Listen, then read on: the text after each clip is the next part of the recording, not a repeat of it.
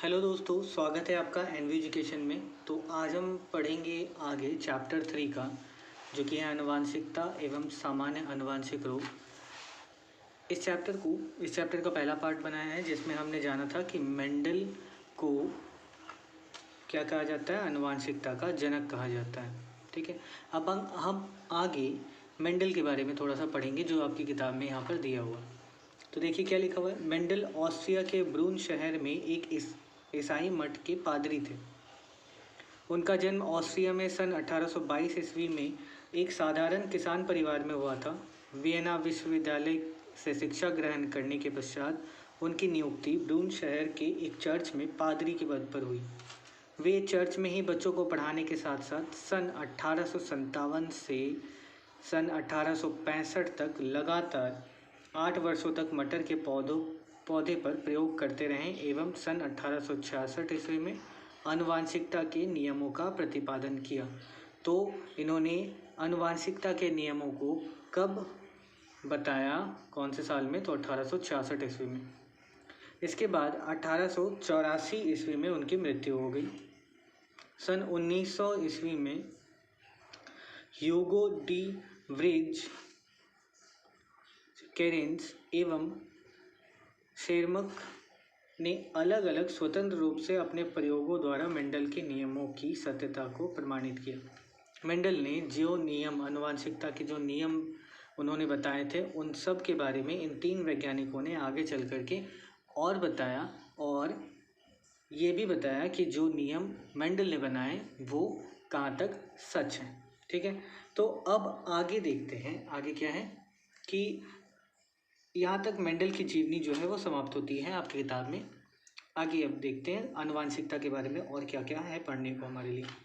तो कभी कभी संतानों के गुणों में विभिन्नता, गुणसूत्र की रचना या संख्या या डीएनए के संगठन में परिवर्तन के कारण जीन की संरचना में परिवर्तन होने से उत्पन्न होती है।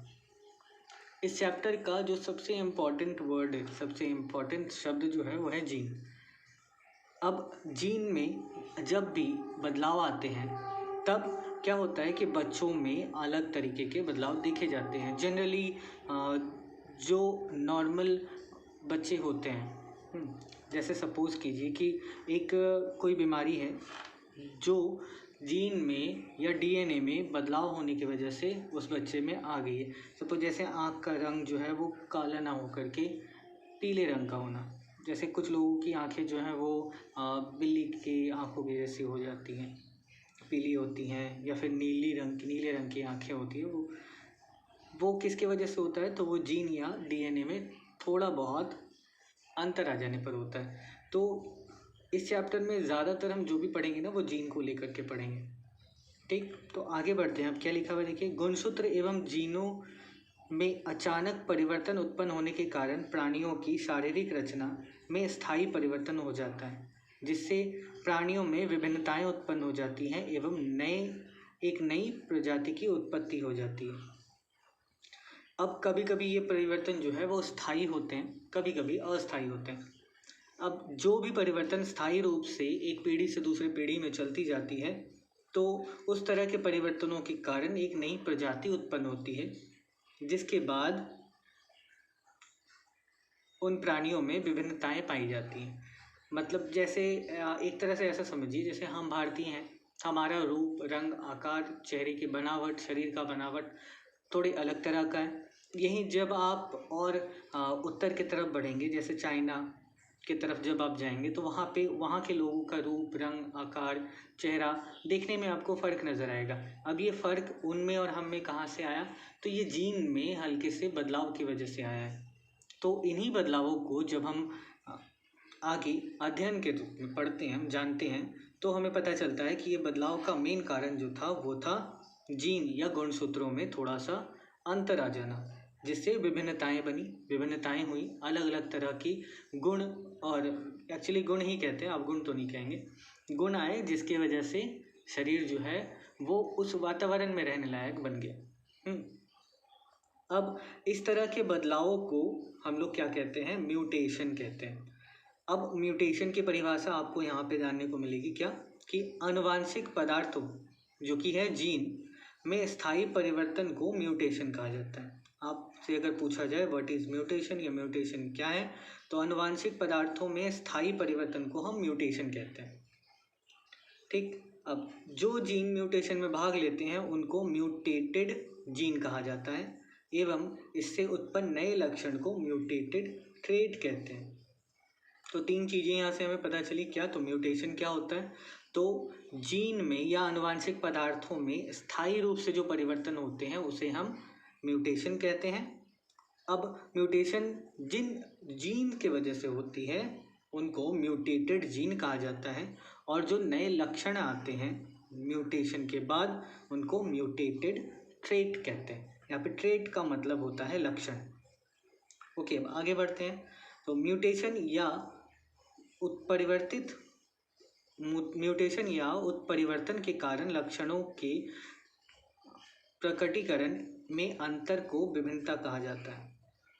इतना भारी हिंदी लिख देते हैं। चलिए देखिए क्या है। तो म्यूटेशन को हिंदी में क्या कहते हैं? उत्परिवर्तन। अब म्यूटेशन के कारण लक्षणों में कुछ अंतर आती है, कुछ डिफरेंसेस, कुछ विभिन्नताएं आती हैं। अब इन जो लक्षणों में अंतर हमें दिखाई देता है उसे विभिन्नता कहते हैं या वेरिएशन कहते हैं। अब ऐसा कैसे? जैसे सपोज करो एक बार को ये मान लो कि हम भारतीय हैं, हमारा जो स्किन का कलर है वो हल्का भूरा रंग का है। ठीक, अगर हमारी कोई पीढ़ी चली जाती है किसी ऐसे जगह पे जहाँ पर ठंडा है, मौसम काफ़ी ठंडा रहता है या साल भर बर्फ़ पड़ती रहती है, तो ऐसे जगह पे जा करके जब हमारा जो आगे का पीढ़ी जो बनेगा आएगा, उसमें क्या होगा, एक दो पीढ़ी के बाद हमारी स्किन का कलर जो है वो धीरे धीरे हल्का होता चला जाएगा, मतलब गोरे होते चले जाएंगे। रीज़न क्या है? अब देखिए, ठंडी जगहों में एक्चुअली में जगहें ठंडी क्यों होती? क्योंकि वहाँ पे सूर्य की किरणें जो है वो कम पड़ती है। अब ठंडी जगह बोलने का मतलब ये नहीं कि फ्रिज में घुस जाना। अब जगह कहाँ पे? तो कर्क रेखा और मकर रेखा से उत्तर और दक्षिण की तरफ। ठीक है, जैसे उत्तरी अमेरिका का पार्ट ले लिए, कनाडा का पार्ट ले लिए, या दक्षिण में बात करें तो दक्षिण अफ्रीका का पार्ट ले लिए। उन सब जगहों पे क्या होते हैं, लोग थोड़े गोरे रंग के होते हैं। अब उसमें वजह है कि वहाँ पर सूर्य की किरणें नहीं पहुँचती। सूर्य की किरणें नहीं पहुँचती हैं तो शरीर को धूप नहीं मिलता। अब धूप कम मात्रा में मिलता है। अब कम मात्रा में धूप एक तो मिल रहा है, शरीर को धूप की ज़रूरत भी है, जिसकी वजह से हमारा शरीर क्या करता है, हमारा शरीर जो है वो स्किन में जो हमारे ये रंग है वो किसकी वजह से है? तो आप जानते हैं मेलेनिन नाम का एक तत्व पाया जाता है हमारी त्वचा पे, जिसकी वजह से हमारी त्वचा का रंग जो है वो या तो काला होता है, गहरा होता है, या हल्का होता है जैसा हमारा है। इसके अलावा और गोरा होता है। मेलेनिन जितना ज़्यादा होगा उतना ही रंग गहरा होगा, मेलेनिन जितना कम होगा उतना ही रंग हल्का होगा। तो ठंडी जगहों पे जब हम जाएंगे तो क्या होगा, एक दो पीढ़ी के बाद हमारे जो वंशज रहेंगे, आने वाली पीढ़ी जो रहेगी वो क्या होगी, गोरी रंग की, उनकी त्वचा जो है वो गोरी हो जाएगी। रीज़न ये कि उनमें आनुवांशिक बदलाव आएंगे जो वातावरण की वजह से हो रहे होंगे। ऐसे आनुवांशिक बदलाव बहुत सारी वजह से होती है, बस ये एक उदाहरण है। अब वो बदलाव को ही क्या कहते हैं? तो बदलाव को वेरिएशन या विभिन्नता कहते हैं। यहाँ पे कुछ उदाहरण है, देखिए। मनुष्य का स्वतंत्र एवं जुड़ा हुआ कर्णपिंड, जीभ बाहर निकलने पर मुड़ने वाला तथा नहीं मुड़ने वाला, ये सब अलग अलग तरह के विभिन्नताएं हैं। जैसे कुछ इंसानों के कान का जो हिस्सा होता है ना, ये वाला, ये जो हिस्सा होता है ये थोड़ा सा अलग होता है। कुछ लोगों के कान जो है वो चेहरे से एकदम पूरा चिपके हुए रहते हैं। तो ये कान का अलग होना, जब स्वतंत्र रहना, या फिर कर्णपिंड का जुड़ा हुआ रहना, ये सारी चीज़ें। अब इसके अलावा जीभ क्या होती है? जब हम जीभ निकालते हैं तो बहुत लोगों का जीभ जो है वो मुड़ जाता है अंदर बाहर निकालते हुए। कुछ लोग मोड़ सकते हैं, कुछ लोग नहीं मोड़ सकते हैं। भाई ये सब क्या है? ये सब अंतर है, सबके पास ऐसा नहीं होता, सारे गुण ऐसे नहीं हो सकते। ठीक है, चलिए आगे बढ़ते हैं। तो अधिकांश मनुष्यों के कर्णपिंड स्वतंत्र होते हैं, जो कि इस तरह की स्थिति देखने को मिलती है। लेकिन कुछ मनुष्य के कर्णपिंड सिर के पार्श्व से सटे हुए रहते हैं। कुछ ऐसे होते हैं जो, जैसे सपोज ये हमारा सिर है, इधर से छोटा सा कान निकला हुआ है मान लो, कुछ के कैसे होंगे, कुछ के एकदम पूरा चिपके हुए रहेंगे, मतलब चेहरा देख लो कान दिखता ही नहीं है। कुछ ऐसे होते हैं जिनके कान जो है बाहर की तरफ निकले हुए दिखाई देंगे आपको। तो ये सब क्या है, ये सब विभिन्नताओं का उदाहरण है। इसी प्रकार अनेक अधिकांश मनुष्य अपने जीभ बाहर निकालकर मुंह के पास रखे किसी नली में मोड़कर प्रवेश करा सकते हैं, लेकिन कुछ लोगों की जीभ मुड़ती नहीं है। ये भी आप जान सकते हो, जैसे जीभ जो है वो ऐसी है, जब क्या होता है, रोल हो जाता है ना, इस तरह से जीभ जो है वो रोल कर लेते हैं कुछ लोग।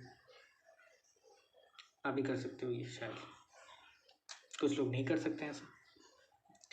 ये दोनों लक्षण जीव का मुड़ना एवं स्वतंत्र कर्णपिंड प्रभावी या डोमिनेंट होते हैं, अतः प्रत्येक लक्षण के दो एलील होते हैं, एक प्रभावी दूसरा अप्रभावी।